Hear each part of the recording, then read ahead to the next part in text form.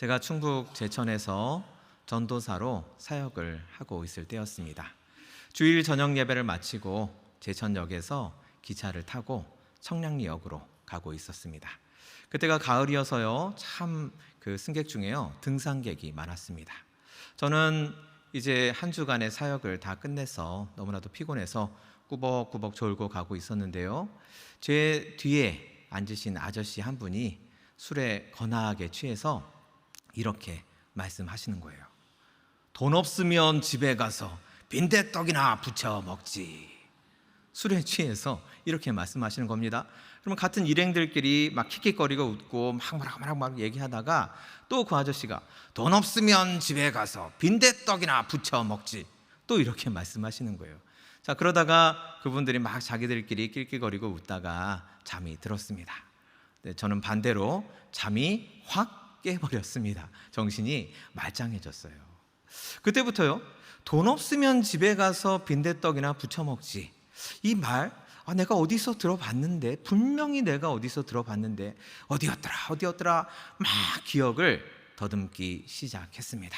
그러다가 갑자기 제 기억 속에서 확 떠올랐습니다. 제가 어렸을 때 많이 듣던 노래 중에 한 곡이었습니다. 우리가 그런 경험이 있죠. 노래가 갑자기 머릿속에서 딱 기억에 떠오를 때 그 노래가 무한 반복 재생이 되는 때가 있죠. 그럼 참 처음에는 좋다가도요, 참 고통스럽습니다. 이걸 어떻게 멈추고 싶은데, 더 이상 내 머리에서 이 레코드가 울려 퍼지지 않고 싶은데 스탑 버튼을 눌러도, 아무리 눌러도 머릿속에서는 계속 울려 퍼지게 되지요. 자, 더더욱 문제인 것은 그 노래가요, 1950년대 60년대 그 간드러진 창법 있잖아요. 그 창법으로 제 머릿속에서 울려 퍼지고 있었습니다. 돈 없으면 집에 가서 빈대떡이나 부쳐 먹지. 여러분, 이 창법 아시죠? 이 창법으로 머릿속에서 무한 재생이 되고 있으니까 정말 미치겠더라고요. 집에 도착해서 짐 풀고 씻는데 돈 없으면 집에 가서 이렇게 울려 퍼집니다. 또 자려고 누웠는데 여전히 제 머릿속에서 울려 퍼집니다. 빈대떡이나 부쳐 먹지. 도저히 잘 수가 없어서 잠자기를 포기하고 인터넷을 켰습니다. 도대체 이 노래의 정체가 무엇인가? 제목이 빈대떡 신사더라고요. 이 노래는요, 1943년에 한복남이라는 분이 발표를 하신 곡입니다. 지금으로부터 무려 80여 년 전에 발표된 곡입니다. 노래 속 주인공은요, 돈이 한 푼도 없는 건달입니다. 그런데요, 단벌 양복 쫙 빼입고 고급 음식점에 가서 마치 자기가 대단한 신사인 것처럼 거들먹거리며 온갖 고급 요리를 다 시켜 먹습니다. 그런데 돈이 없으니까 어떻게 할까요? 주랭랑을 치려고 하죠. 그렇게 주랭랑을 치려고 하다가 주인한테 딱 걸려서 주인이 그 건달에게 하는 말이, 해주는 말이 바로 돈 없으면 집에 가서 빈대떡이나 부쳐 먹지, 이렇게 말해주는 대목입니다. 여러분, 빈대떡 신사에게는요, 단벌 양복이, 그 단벌 양복이 자기를 신사로 만들어주는 유일한 수단입니다. 또 빈대떡 신사에게 양복이란 무슨 의미를 가지고 있겠습니까? 양복은 그 빈대떡 신사의 실상을, 아무것도 가진 것 없는 빈털터리 인생, 그 실상을 가려주는 허상입니다. 여러분, 80년 전이나 지금이나요, 세상 돌아가는 걸 보면 세상에 이런 빈대떡 신사 같은 삶을 사는 사람들이 얼마나 많습니까? 알고 보면 정말 알맹이가 하나도 없는 빈 껍데기 같은 삶을 사는, 그런 삶을 살아가는데, 허상으로 자신의 실상을 가리며 살아가는데 마치 자기가 대단한 것처럼, 그렇게 허상인데 실상인 것처럼 그렇게 행동하는 사람들이 얼마나 많습니까? 하나님은 이런 분들에게 이렇게 말씀하십니다. 우리 시편 144편 4절 말씀 다 함께 읽도록 하겠습니다. 시작. 사람은 헛것 같고 그의 날은 지나가는 그림자 같으니이다. 아멘. 그렇습니다, 여러분. 사람이 허상을 따라가는 한 사람의 인생은 헛것 같고 사람이 지나다니는 그 모든 길은 그림자에 불과할 뿐입니다. 허상으로 실상을 가리우며 사는 사람은 마치 자기가 대단한 사람인 것처럼 생각하지만 하나님께서는 그 사람은 그저 그림자에 불과하다 이렇게 말씀하고 계십니다. 자, 그런데요, 허상을 따르는 사람들 중에서 오늘 본문에 나오는 사람, 이 사람만큼 진지하게 진짜 진심으로 허상을 따랐던 사람은 없을 것 같습니다.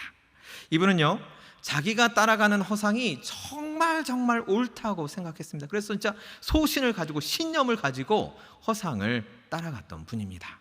이분이 이렇게 허상에 따라가면서 어떤 행동을 했는지가 사도행전에 잘 나타나 있습니다. 사도행전 7장 58절부터 보면은요, 성 밖으로 내치고 돌로 칠세, 증인들이 옷을 벗어 사울이라 하는 청년의 발 앞에 두니라.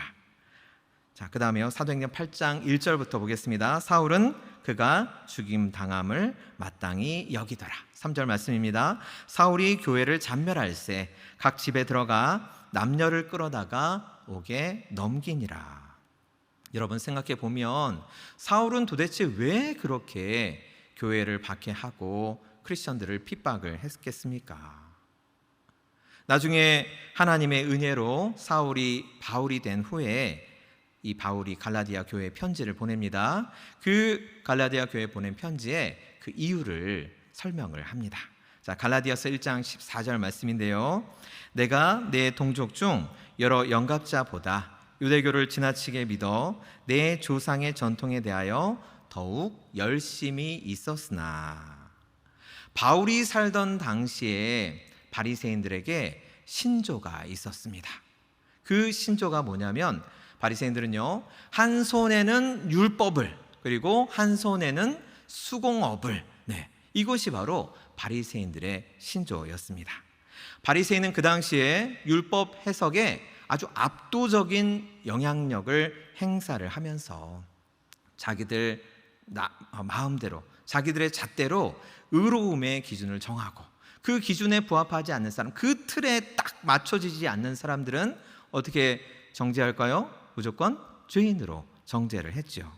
또한 자, 당시에요, 2000년 전에는요, 최첨단 산업이 수공업이었습니다. 손으로 뭔가를 만들어낼 수 있다는 것, 그것이 2000년 전에는 최첨단 기술이었습니다.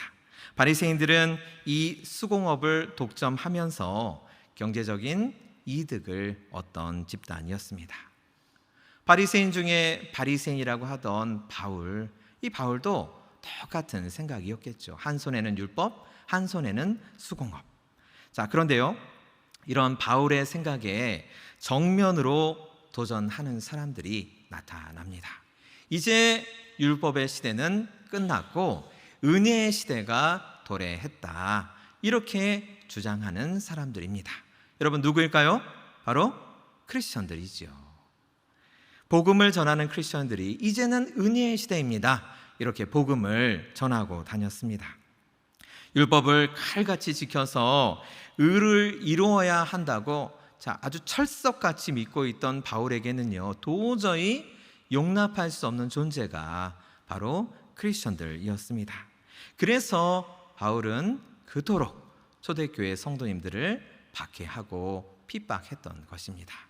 자, 그러나 바로 이때 주님이 바울을 만나 주셨고 바울은 기적적으로 회심을 하였습니다. 바울이 복음을 전하며 그동안 자기가 율법의 허상을 따라다니며 헛된 것을 추구하며 살았구나, 이렇게 깨닫고 나자 비로소 자신의 실상, 자신의 참 모습이 보이기 시작했습니다. 자, 그런데요, 우리가 곰곰이 생각해 보아야 할 점은 바울이 자신의 실상을 깨달았던 그 시점이 참 의미심장하다는 것입니다. 우리는 오늘 본문이 고린도전서 15장 안에 있음을 유심히 살펴봐야 할 것 같습니다. 고린도전서 15장은요, 흔히 부활장이라고 합니다. 그래서 15장의 흐름은 크게 이렇게 나타납니다. 자, 1절부터 7절까지는 많은 사람들이 예수님의 부활을 목격했다, 이렇게 제시를 하고, 자, 12절부터 58절까지는 부활이 없다고 하는 사람들에게 바울이 예수님의 부활을 논리적으로 반박하는 내용이 이렇게 전개가 됩니다. 그런데 여러분, 8절과 11절 그리고 9절과 10절이 그 가운데에 들어가 있지요. 먼저요, 8절과 11절을 우리가 한번 보도록 하겠습니다. 맨 나중에 만삭되지 못하여 난 자 같은 내게도 보이셨느니라. 그러니까 1절부터 7절까지 많은 사람들이 예수님의 부활을 목격했는데 맨 나중에 나도 예수님의 부활을 목격을 했다. 그러니까 나도 예수님의 부활에 대해서 말할 수 있는 자격이 있는 사람이다. 지금 이렇게 얘기를 하고 있는 거죠. 그것이 바로 11절의 내용입니다. 그러므로 나나 그들이나 이같이 전파하매 너희도 이같이 믿었느니라. 그러니까 여러분, 우리가 고린도전서 15장을 볼 때 1절부터 7절까지의 내용, 그 다음에 8절, 그리고 9, 10절이 생략되었다면, 없었다면 8절에서부터 11절로 자연스럽게 연결이 됩니다. 그리고 나서 12절부터 이제 논리적으로 논박하는 내용이 전개가 되면 고린도전서 15장의 흐름은 아주 자연스럽게 되죠. 그런데 뜬금없이 8절과 11절 사이를 9절과 10절이 파고듭니다. 근데 9절의 내용이 바로 뭐냐면, 나는 하나님의 교회를 박해했던 사람이다. 옛날에 그 씁쓸했던 기억, 그 마음 아팠던 기억을 느닷없이 바울이 소환합니다. 여러분, 바울이 소환했을까요? 사실상 성령의 감동으로 하나님께서 바울의 그 아픈 기억을 소환시키신 거겠죠. 왜 그럴까요? 하나님께서는 이렇게 부활에 대해서 논리적으로 차근차근 논박을 준비하고 있는 바울에게 왜 뜬금없이 9절과 10절의 내용을 떠올려 주셨겠습니까? 10절에 보면 우리가 그 단서를 찾을 수가 있습니다. 10절에서 먼저 내가 모든 사도보다 더 많이 수고하였으나 라는 아주 의미심장한 표현이 나옵니다. 여러분, 아까도 우리가 살펴본 것처럼 사도 바울이 도대체 어떤 사람이었습니까? 교회를 핍박하던 사람이었습니다. 스데반 집사님 간접살인이나 다름없게 죽인 사람이 바로 바울입니다. 옛날에 그 복음의 박해자, 복음의 핍박자였던 사람이 오늘 복음의 전도자로 활동하고 있는데, 여러분, 복음의 박해자에서 복음의 전도자로 이렇게 변화된다는 게 하루아침에 자고 일어났더니 뿅 하고 이렇게 바뀔 수가 있겠습니까? 바울이 어떤 뿅 하고 득도한 어떤 종교 천재여서 이렇게 하루아침에 복음의 박해자에서 복음의 전도자로 변화될 수가 있었겠습니까? 그렇지 않죠. 바울이 복음을 전할 때마다 여러분, 바울의 마음에 어떤 기억이 떠올랐겠습니까? 내가 옛날에 우리 형제들, 자매들, 우리 하나님 안에서 한 형제, 가족들, 정말 내가 잔인하게 그들을 비웃고 조롱하고 또 죽이기까지 했구나. 내가 정말 눈에 핏발을 세우고 그들을 잡으러 다녔구나. 이런 씁쓸한 기억이 바울의 마음에 왜 떠오르지 않겠습니까? 그러니까 바울이 열심히 복음을 전도하면 할수록 바울의 옛 자아가 그러지 말라고, 너는 복음을 전도할 자격이 없다고, 너가 옛날에 한 짓거리들을 한번 생각해 보라고 얼마나 바울을 공격을 많이 했겠습니까? 옛 자아는 바울이 변화하지 못하도록, 복음의 전도가 되지 못하도록, 새로운 자아로 성숙하지 못하도록 찰거머리처럼 달라붙어서 바울을 방해를 합니다. 하지만 하나님의 은혜는 바울에게 계속 달려가라, 내가 너를 도와주겠다, 내가 함께하겠다, 이렇게 계속 달려가라고 격려도 해주시고 때로는 바울을 힘있게 밀어주시기도 합니다. 바울의 옛 자아와 하나님의 은혜 사이에 긴박한 영적 충돌이 다른 모든 사도들보다 더 많은 수고를 했다는 표현으로 나타나고 있는 것입니다. 생각해 보면 예수님과 같이 다녔던 그런 사도들은요, 이런 고민이 없죠. 핍박한 적이 없으니까요. 하지만 바울은 어떻습니까? 예전에 그토록 예수님을 핍박하고 예수님을 믿는 사람들을 핍박했던 사람들입니다. 얼마나 바울의 마음에 괴로움이 심했고 그 쓰라린 옛날의 기억이 바울을 얼마나 많이 공격했겠습니까? 그래서 바울은 더욱더 치열한 영적 전쟁을 해야 하고 더욱더 치열한 영적 전투를 치러야 했습니다. 그 모든 영적 전쟁과 영적 전투가 바로 다른 모든 사도보다 더 많은 수고를 했다는 표현으로 나타나고 있는 것입니다. 자, 바울이 이렇게 치열하게 영적 전쟁을 하고 또 영적 전투를 치룰 때 그 많은 수고 속에서 결정적인 깨달음을 만나게 됩니다. 히브리서 10장 1절이 바울의 깨달음을 우리에게 잘 증언해 주고 있습니다. 히브리서 10장 1절 말씀 우리 다 함께 읽도록 하겠습니다. 시작.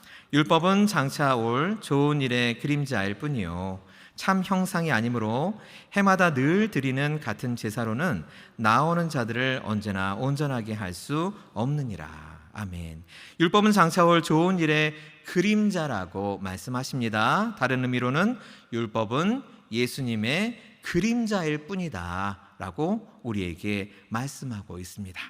또 율법 자체가 허상이 아니라 율법으로 어떻게든 좀 의를 이뤄보려고 하는, 내가 율법을 잘 지켜서 하나님께 인정받고 하나님께 인정받으면 하나님과 뭔가 딜을 해서 하나님과 뭔가 거래를 해서 하나님께로부터 뭔가 얻어내려고 하는 그 사람의 삶이 허상이라고 히브리서 10장 1절은 우리에게 말씀하고 있습니다.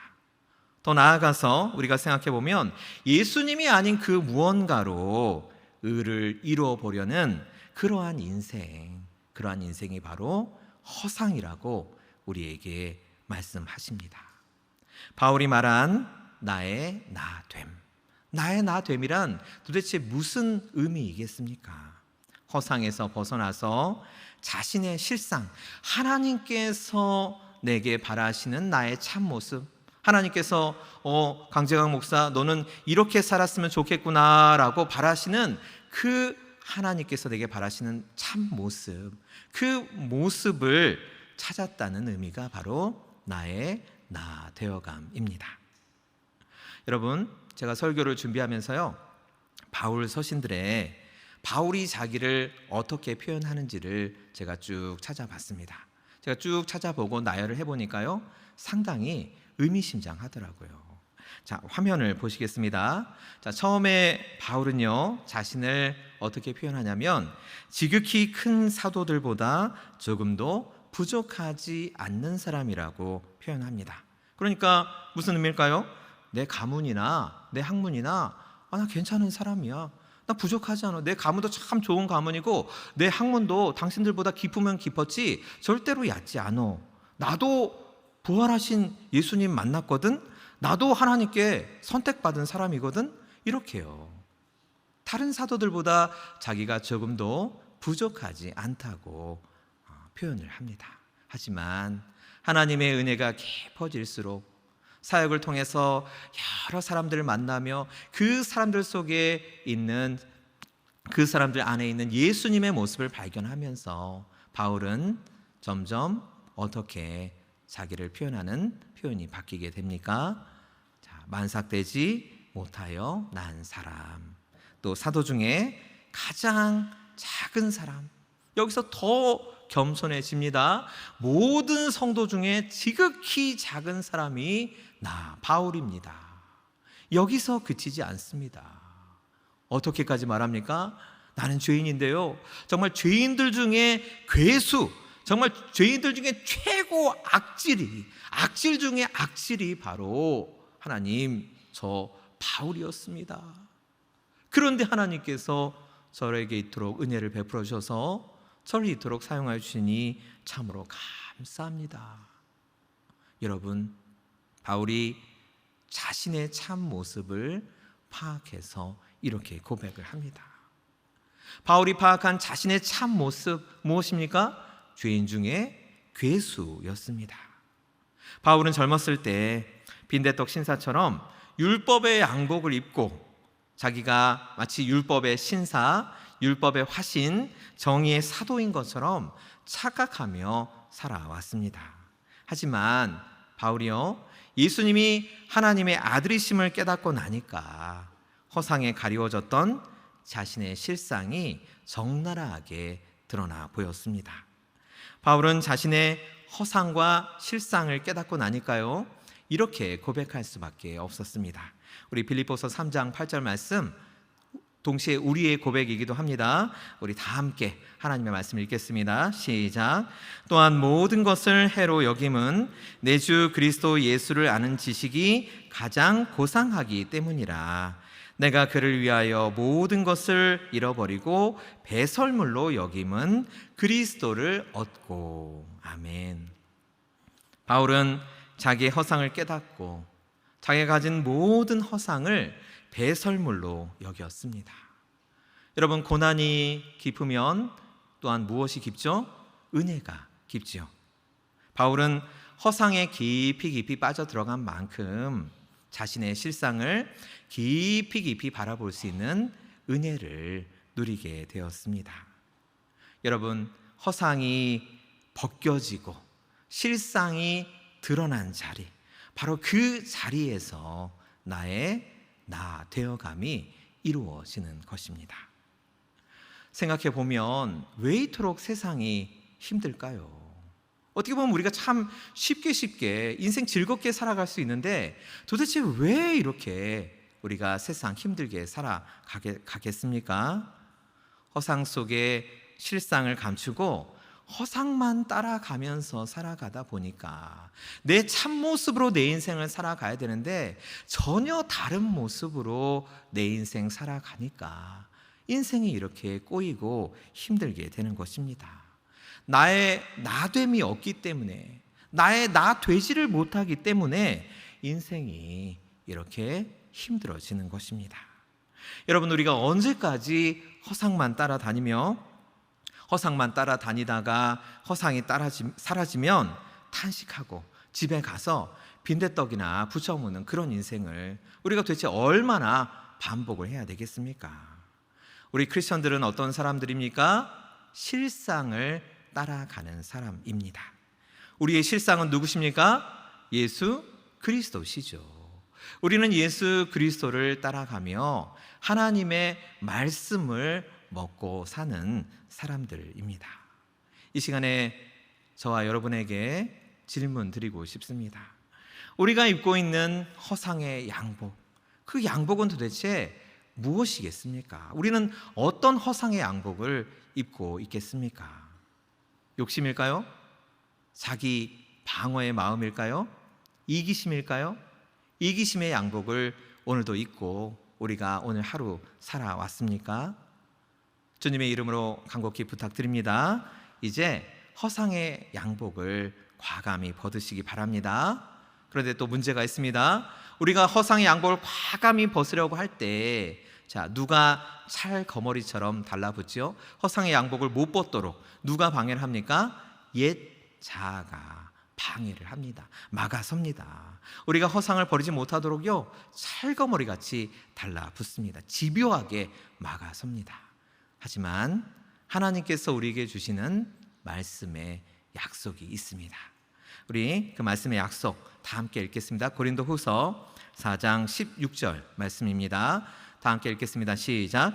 그러므로 우리가 낙심하지 아니하노니 우리의 겉사람은 낡아지나 우리의 속사람은 날로 새로워지도다. 아멘. 우리의 겉사람, 즉 우리의 허상은 매일매일 낡아서 없어지지만 우리의 속사람, 즉 무엇일까요? 우리의 실상은 예수 그리스도 안에서 날마다 새로워질 것이라고 하나님께서 분명히 말씀으로 약속하여 주셨습니다. 하나님께서 이 말씀을 통해서 분명히 우리에게 내가 너의 너 되게 하겠다, 이렇게 말씀으로 약속하여 주십니다. 하나님께서 우리에게 바라시는 참모습으로 살아갈 수 있도록 우리를 도와주시고 우리를 인도해 주시겠다고 말씀으로 약속해 주셨습니다. 그러므로 우리 사랑하는 성도 여러분, 우리가 해야 할 일이 무엇이겠습니까? 내 안에 빈대떡 신사와 같은 허상이 있다는 것을 깨달아야 합니다. 그리고 깨달았으면 그 허상의 양복을 벗어버리기로 과감하게 단호하게 결단을 하셔야 합니다.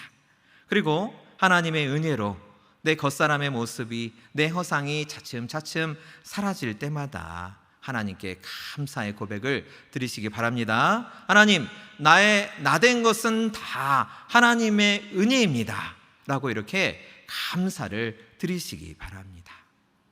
우리 사랑하는 성도 여러분, 더 이상 빈대떡 신사의 그 헛된 양복을 움켜쥐지 마시기 바랍니다. 예수 그리스도 안에서 속사람이 날마다 새로워지는 길로 모두 걸어가시기 바랍니다. 그 길이 곧 하늘 나라이고 그 삶이 바로 나의 나 되어가는 참된 인생의 줄로 믿습니다. 우리 시간에 하나님께 기도드리겠습니다.